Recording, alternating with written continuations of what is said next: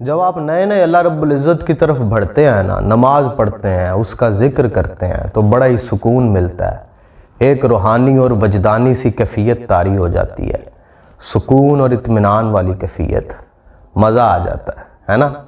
پھر کچھ عرصے کے بعد وہ کیفیت غائب ہو جاتی ہے، پھر دل نہیں کرتا نماز پڑھنے کا، وہ مزہ نہیں آتا، وہ سکون نہیں ملتا، پھر ایسے لگتا ہے کہ جیسے بندہ خالی ٹکرے مار رہا ہے، ایسے لگتا ہے کہ جیسے کنیکشن وہ بن نہیں پا رہا پرانے والا، اور اوپر سے پھر کئی غم حیات آ ٹپکتے ہیں۔ یہی ہے اصل نماز۔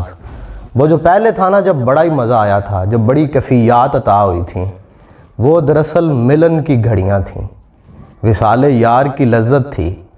اس وقت میں اس نے آپ کو ایک میسج بھیج دیا تھا کیفیت کے ذریعے کہ بھائی میں تیرے ساتھ ہوں، میں تیرے ساتھ پراپر رابطے میں ہوں۔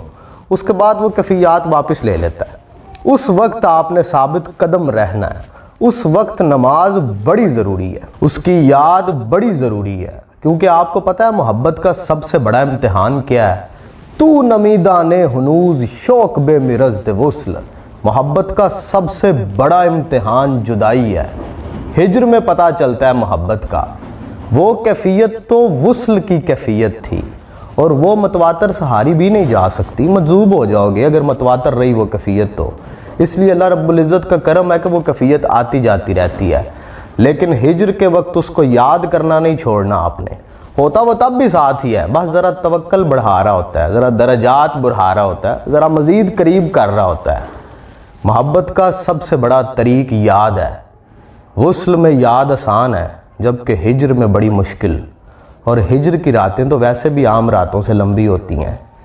شبان ہجراں درازے چوں زلف، روز وصلش چومر کوتاں۔ بڑے مسائل آئیں گے، دل فریب غم روزگار، اذیت مصیبت ملامت بلائیں، فوکس ٹوٹے گا، وسوسے آئیں گے، جھکیں گے کہیں اور، سوچیں گے کہیں اور۔ سکون کی بجائے اضطراب، ہجانی کیفیات، کشمکش، لیکن آپ نے ان لمحوں میں ثابت قدم رہنا ہے، ہر حال میں اس کی یاد میں رہنے کی جد و جہد کرنی ہے، ہر حال میں اس کے ساتھ رہنا ہے، تاکہ پھر جب وصل کے لمحے دوبارہ آئیں تو آپ کہہ سکیں کہ اے میرے رب، گو میں رہا رہینے ستم ہائے روزگار، لیکن تیرے خیال سے غافل نہیں رہا۔